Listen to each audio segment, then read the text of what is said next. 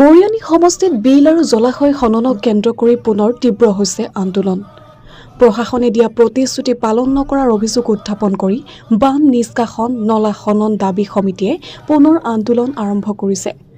সমিতিয়ে অবৈজ্ঞানিক আৰু একপক্ষীয়ভাৱে চলি থকা খনন কাৰ্য তৎকালে বন্ধ কৰাৰ দাবী জনাইছে। বিগত 13 ফেব্ৰুৱাৰী 2026 তাৰিখে ফ্লাড মিটিগেশ্যন বাই কেপাচিটি আগমেণ্টেশ্যন অফ ৱেটলেণ্ডছ শীৰ্ষক জনস্বাৰ্থমূলক দাবীৰে দিয়ক ৰাজচক্ৰৰ অন্তৰ্গত জেলেঙিটোপ, ঘোঁৰাচৰা, কেন্দুগুৰি আৰু গড়চিঙা অঞ্চলৰ বিল জলাশয় খননৰ সন্দৰ্ভত এখন স্মাৰকপত্ৰ দাখিল কৰিছিল বান নিষ্কাশন নলা খনন দাবী সমিতিয়ে। সেই সময়ত 15 দিনৰ ভিতৰত জিলা আয়ুক্ত, জলসম্পদ বিভাগ আৰু স্থানীয় ৰাইজৰ উপস্থিতিত এখন ত্ৰিপাক্ষিক বৈঠক অনুষ্ঠিত কৰাৰ আশ্বাস দিয়া হৈছিল বুলি সমিতিয়ে দাবী কৰিছে। কিন্তু 5 মাহ অতিক্ৰম কৰাৰ পিছতো সেই বৈঠক অনুষ্ঠিত নহল বুলি অভিযোগ উত্থাপন কৰিছে সমিতিয়ে।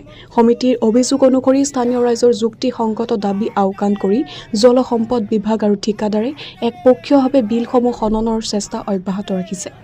ইয়াৰ ফলত কৃষিভূমি আৰু পৰিৱেশৰ ওপৰত বিৰূপ প্ৰভাৱ পৰিব। সেয়েহে সমিতিয়ে অবিলম্বে অবৈজ্ঞানিক খনন কাৰ্য বন্ধ কৰাৰ লগতে জিলা আয়ুক্তৰ উপস্থিতিত সকলো পক্ষক লৈ এখন আলোচনাৰ আয়োজন কৰাৰ দাবী জনাইছে।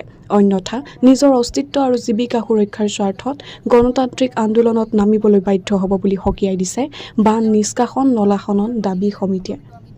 চাওক, এতিয়া বৰ্তমান আপোনাৰ আমাৰ যিহেতু এখন কি বিল আছিলে আমাৰ গড়চিঙা বিলত আপোনাৰ এক্সকেভেটৰ গৈ পিনি প্ৰায় 20 ফুট 30 ফুট তলত গাঁত খান্দি তেওঁলোকে পৰীক্ষা কৰি চাইছে যে তাৰ পৰা আপোনাৰ ভূগৰ্ভৰ পৰা বালি উলিয়াই জিঅ' বেগত ভৰাই তাত আপোনাৰ মথাউৰি নিৰ্মাণ কৰিব বিচাৰিছে। যিটো আপোনাৰ আমি কোনো ডিপিআৰ তেনেকুৱা ধৰণৰ তথ্য লিখা নাই যে এনেকৈ আমুকটো কৰিব লাগিব তামুকটো কৰিব লাগিব, কিন্তু বালি খান্দি পিনি তাত আপোনাৰ ভৰোৱা কোনো ধৰণৰ মানে ডিপিআৰ উল্লেখ নাই। কিন্তু তথাপিও আপোনাৰ চৰকাৰী পক্ষ মুনাফা আপোনাৰ ইয়াৰ লগতে ঠিকাদাৰৰ মুনাফাৰ কাৰণে ভূগৰ্ভৰ পৰা বৰিং কৰি বালি উলিয়াই আপোনাৰ গোটেই তলটো খান্দি পিনি আপোনাৰ আমাৰ অঞ্চলসমূহত গাঁত কৰিব বিচাৰিছে। আৰু মানে যিসমূহ জিঅ' বেগ আছে তাত আপোনাৰ মাটি মানে জিঅ' বেগত বালিয়ে মানে ভূগৰ্ভৰ বালিয়ে পুৰাব বিচাৰিছে। পালনৰ ক্ষেত্ৰত আমাৰ যিসকল পশুপালক আছে তেওঁলোকে সম্পূৰ্ণ উদ্বিগ্ন হৈ পৰিছে।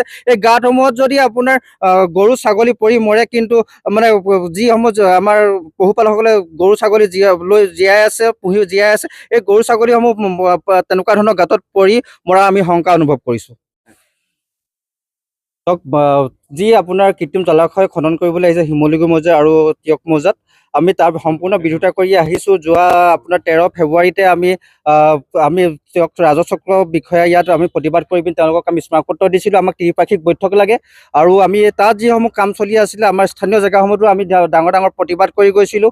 কিন্তু আজিলৈকে আপোনাৰ এই চক্ৰ বিষয়া কাৰ্যালয়ৰ পৰা আয়ুক্ত মহোদয়ক জনোৱা নাই বুলি আমি ইতিমধ্যে গম পাইছোঁ। যিহেতু আমি আজিৰ পৰা 3-4 দিনৰ আগতে আয়ুক্ত মহোদয়ক লগ কৰিছিলোঁ, তেতিয়া তেওঁলোকে কৈছিলে যে আমাকতো তাত কোনো প্ৰতিবাদ কৰিছে বা ইয়াত কোনো বিৰোধিতা কৰিছে বুলি এতিয়ালৈকে চক্ৰ বিষয়াই আমাক জনোৱা নাই। কিন্তু চক্ৰ বিষয়াই NOCহে দিছে যে ইয়াত কাম কৰিব পাৰিব বুলি, তেওঁ NOC দিছে বুলিহে আমি জানিব পাৰিছোঁ, মানে আয়ুক্ত মহোদয় জানে।